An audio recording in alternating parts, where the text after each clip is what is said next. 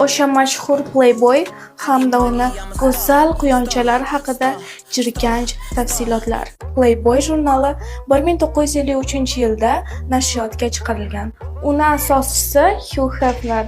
Birinchi jurnalning obloshkasida jozibali Marilyn Monroeni surati chiqqan.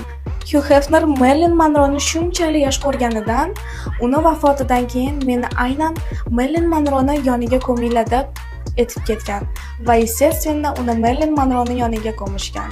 Boqiy birga bo'lish uchun. Yildan yilga Playboy katta bir brendga aylangan. Hugh Hefner 30 yoshiga yetib kelib, tabiiyki juda ham o'ziga to'q bo'ladi.